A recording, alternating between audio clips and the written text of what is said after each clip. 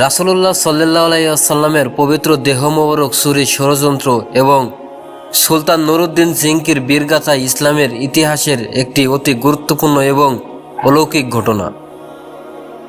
দশম ও একাদশ শতাব্দীতে খ্রিস্টানরা যখন একের পর এক যুদ্ধে মুসলমানদের কাছে পরাজিত হচ্ছিল, তখন তারা বুঝতে পারে যে মুসলমানদের শক্তি কেবল তাদের বাহুবলে নয়, বরং তাদের ইমানি শক্তিতে। আর সেই ইমানের কেন্দ্রবিন্দু হলেন প্রিয় নবী মুহাম্মদ সাল্লাল্লাহু আলাইহি ওয়াসাল্লাম।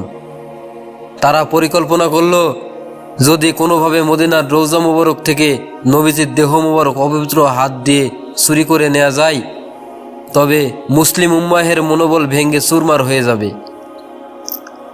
এই পরিকল্পনা বাস্তবায়নের জন্য তারা ইউরোপের সবচেয়ে চতুর এবং সাহসী দুজন ব্যক্তিকে নির্বাচন করেন।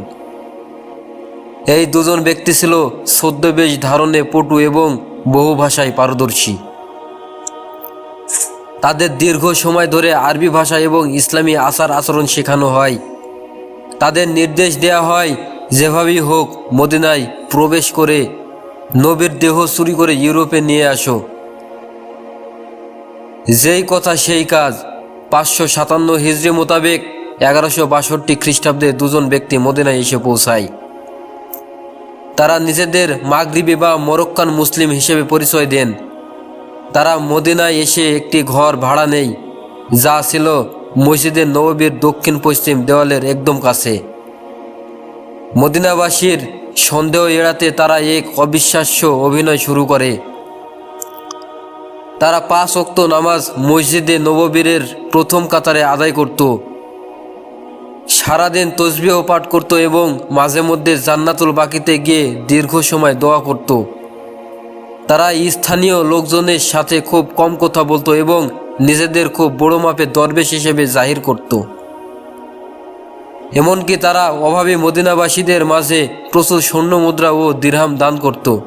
ফলে খুব দ্রুতই পুরো মদিনায় তাদের সুখ্যাতি ছড়িয়ে পড়ে এবং মানুষ তাদের শ্রদ্ধা করতে শুরু করে। বাইরে দরবেশ সাজলেও ঘরের দরজার পেছনে তারা ছিল শয়তানের দোসর। তারা রাতের আধারে সুড়ঙ্গ খনন শুরু করে। ঘরটি রওজা মোবারকের খুব কাছে হওয়ায় তারা মেঝের কার্পেট সরিয়ে মাটির অনেক গভীরে গর্ত করে। প্রতি রাতে তারা মাটি খুঁড়ত। সেই খোঁড়া মাটিগুলো ফেলার জন্য তারা এক অভিনয় বুদ্ধি বের করছিল। তারা চামড়া ছোট ছোট থলিতে মাটি ভরে জুব্বার নিচে লুকিয়ে ফেলত। পরদিন সকালে যখন তারা জান্নাতুল বাকি জিয়ারত করতে যেত, তখন ভিড়ের সুযোগ নিয়ে সেই মাটিগুলো ছড়িয়ে দিয়ে আসতো। দিনের বেলা তারা ইবাদত করত আর রাতের ইবাদতের ভান করে সুড়ঙ্গ করত। এভাবে কয়েক মাস ধরে সুড়ঙ্গটি ধীরে ধীরে রওজা মুবারকের ভিত্তির দিকে এগোতে থাকে। এদিকে সিরিয়ার দামেস্কের মহান শাসক সুলতান নুরউদ্দিন জিংকির তখন গভীর ঘুমে। তিনি ছিলেন একজন অতিশয় পরহেজগার মানুষ। হঠাৎ তিনি স্বপ্নে দেখলেন, স্বয়ং রাসূলুল্লাহ সাল্লাল্লাহু আলাইহি ওয়াসাল্লাম তার সামনে দাঁড়িয়ে আছেন। নবীজি সাল্লাল্লাহু আলাইহি ওয়াসাল্লাম নীল চোখ বিশিষ্ট এবং লালচে চেহারা দুজন ব্যক্তির দিকে ইশারা করে সুলতানকে অত্যন্ত ব্যাকুলভাবে বলছে, হে নুরউদ্দিন, আমাকে রক্ষা করো, এই দুই কুত্তার হাত থেকে আমাকে বাঁচাও। সুলতান চিৎকার করে ঘুম থেকে জেগে উঠলেন। শরীর ঘামে ভিজে গেছে। তিনি ওযু করে নফল নামাজ আদায় করলেন এবং কান্নাকাটি করলেন। এরপর আবার ঘুমানোর চেষ্টা করলেন, কিন্তু একই রাতে তিনবার একই স্বপ্ন দেখলেন। সুলতান বুঝতে পারলেন এটি নিছক স্বপ্ন নয়, এটি মদিনা থেকে আসা এক আর্তনাদ। সুলতান গভীর রাতেই তার বিশ্বস্ত উজির জামালউদ্দিন মুসলিমকে ডেকে পাঠালেন। উজির সবকিছু শুনে বললেন, সুলতান, এটা নিশ্চিত যে মদিনায় বড় কোনো বিপদ ঘটেছে। আপনি কাল সকালের অপেক্ষা করবেন না, এখনই যাত্রা করুন। সুলতান মাত্র 20 জন বিশেষ আরোহী সৈন্য এবং প্রচুর ধন সম্পদ নিয়ে মদিনার উদ্দেশ্যে রওনা হলেন। দামেস্ক থেকে মদিনার দূরত্ব অনেক, যা পাড়ি দিতে তখনকার সময়ে 20 থেকে 25 দিন সময় লাগতো। কিন্তু সুলতান ও তার সঙ্গীরা বিরতিহীনভাবে ঘোড়া ছুটিয়ে মাত্র 16 দিনে মদিনায় পৌঁছালেন। মদিনাবাসী সুলতানের এই আকম্বিক আগমনে অবাক হয়ে গেল। মদিনায় পৌঁছে সুলতান গভর্নরকে নির্দেশ দিলেন মদিনার সব মানুষকে একত্রে ডাকার জন্য। তিনি ঘোষণা করলেন, সুলতান নুরুদ্দিন জিংকি আপনাদের জন্য রাজকীয় উপহার নিয়ে এসেছেন। মদিনার প্রতিটি নাগরিককে সুলতানের সামনে এসে সেই উপহার গ্রহণ করতে হবে। সুলতান একটি উঁচু আসনে বসলেন।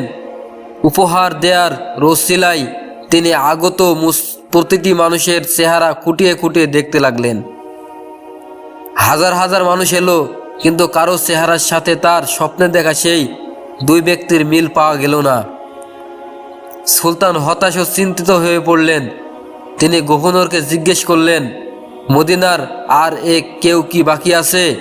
গভর্নর বললেন, সুলতান, আর কেউ বাকি নেই, শুধু 2 জন বিদেশি দরবেশ ছাড়া। তারা খুব পরহেজগার, তারা কারো দান বা উপহার নেন না, তারা সারাক্ষণ ইবাদতে মশগুল থাকেন। সুলতান আদেশ দিলেন, তাদের যেভাবেই হোক আমার সামনে হাজির করো। যখন সেই 2 ব্যক্তিকে সুলতানের সামনে আনা হলো, সুলতান শিউরে উঠলেন। অবিকল সেই নীল চোখ, সেই লালচে তামাটে চেহারা। সুলতানের চোখের সামনে ভেসে উঠল নবীজির সেই ইশারা। সুলতান কঠোর কণ্ঠে তাদের জিজ্ঞেস করলেন, তোমরা কারা? কেন মদিনায় এসেছো? তারা বিনয়ের সাথে উত্তর দিল, আমরা আন্দালুসিসা থেকে আসা মুসাফির। আমরা কেবল নবীজির প্রতিবেশী হয়ে থাকার জন্য এখানে ইবাদত করি। সুলতান তাদের কথা বিশ্বাস না করে সরাসরি তাদের সেই ভাড়া করা কক্ষে হানা দিলেন। ঘরের দেয়ালে দেয়ালে কিতাব সাজানো ছিল, কোথাও কোনো অন্যায় চিহ্ন নেই।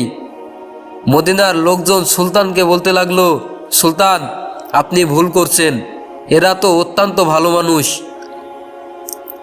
কিন্তু সুলতান হাল ছাড়লেন না। তিনি ঘরের প্রতিটি ইঞ্চিতে তল্লাশি শুরু করতে লাগলেন।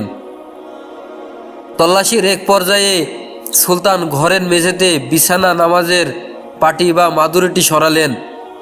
নিচে একটি কাঠের তক্তা দেখা দিল।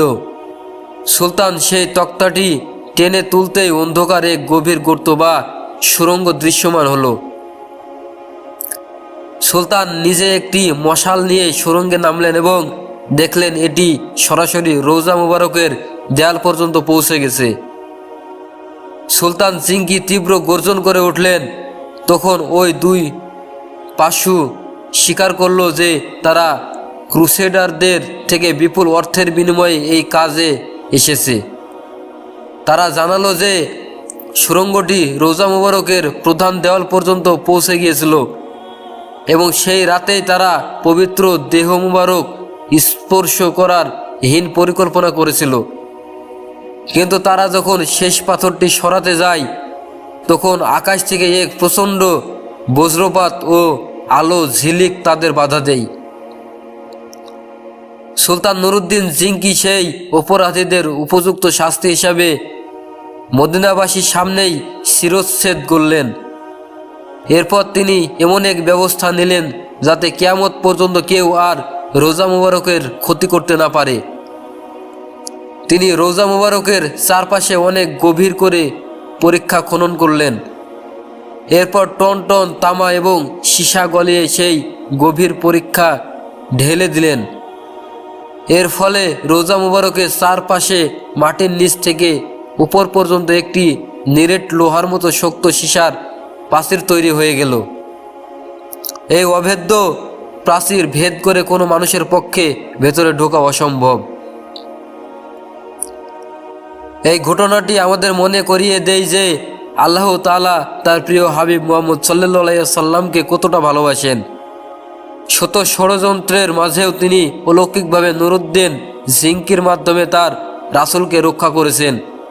আজও মদিনার সেই পবিত্র রোজা মুবারক সেই সীসার প্রাচীর দিয়ে সুরক্ষিত আছে বলে ধারণা করা হয়।